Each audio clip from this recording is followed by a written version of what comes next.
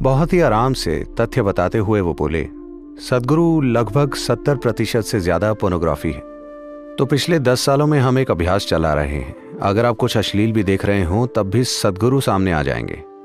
Inner engineering. हमारे पास संवाद के जो भी माध्यम हैं उनका इस्तेमाल इंसानों को रूपांतरित करने के लिए जरूर किया जाना चाहिए।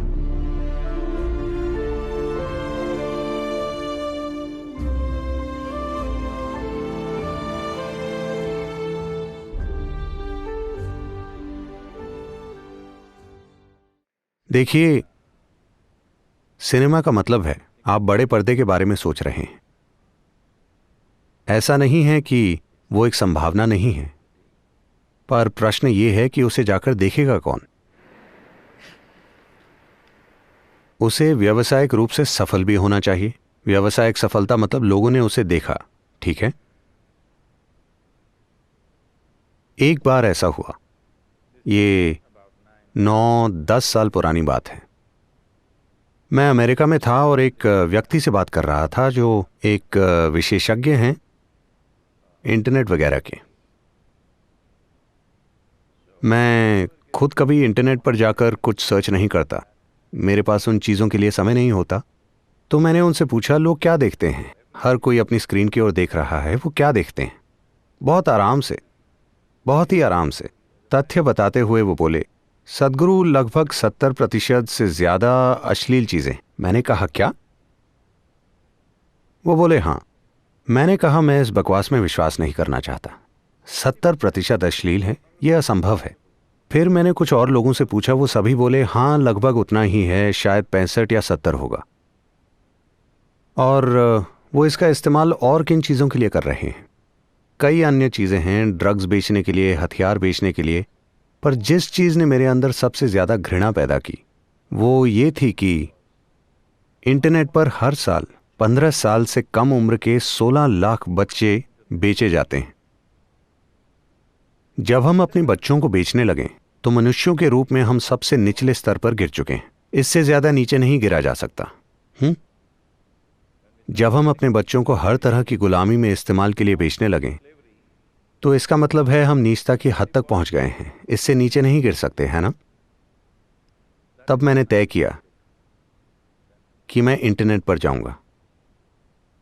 तो पिछले 10 सालों में हमने यह अभियान चलाया है। आप में से कई लोग जो ऊंचाई पर बैठे हैं, आपने ये झेला होगा कि अगर आप कुछ अश्लील भी देख रहे हों तब भी सदगुरु सामने आ जाएंगे। Inner engineering. मैं ये थोड़े आनंद से कह रहा हूं क्योंकि जब इतनी जबरदस्त तकनीक हमारे लिए उपलब्ध है तो क्या हमें ये करना चाहिए? देखिए, इस धरती पर कई महान प्राणी आए हैं, लेकिन जब वो आए और उन्होंने कुछ कहा तो मुश्किल से 10 लोगों ने सुना। उन 10 लोगों ने उसे हर तरह के रूप दे दिए। आज पहली बार आप यहां बैठ सकते हैं और पूरी दुनिया से बात कर सकते हैं। जब हमारे हाथ में ऐसा साधन है, अगर हम मानवता को अभी रूपांतरित नहीं करते तो इसका मतलब है हमारा ऐसा कोई इरादा ही नहीं है ना? तो आपका सवाल बिल्कुल जायज है,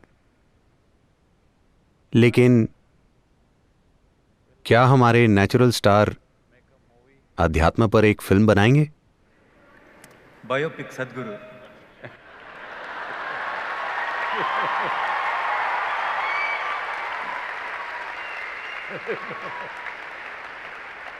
లాస్ట్ సినిమాలో ఉన్న ఆఖరి షాట్లో ఆయన గెస్ట్ అపియరెన్స్ అలా పాస్ అవుతారు ఫ్రేమ్, ఓకేనా? तो हमारे पास जो भी माध्यम है, जरूरी नहीं कि वो आध्यात्मिक प्रक्रिया हो। हमारे पास संवाद के जो भी माध्यम हैं उनका इस्तेमाल इंसानों को रूपांतरित करने के लिए जरूर किया जाना चाहिए, क्योंकि इस धरती पर बस यही एक समस्या है, इंसान, और कोई समस्या नहीं है। हेलो, हाँ या ना? यही एकमात्र समस्या है। तो जब आज संवाद का इतना शक्तिशाली माध्यम मौजूद है, ऐसी तकनीक उपलब्ध है जिससे हर इंसान तक पहुंचा जा सकता है, चाहे वो दुनिया के किसी भी हिस्से में हो, जब ये संभावना मौजूद है तो मानवता को रूपांतरित करने का यही समय है।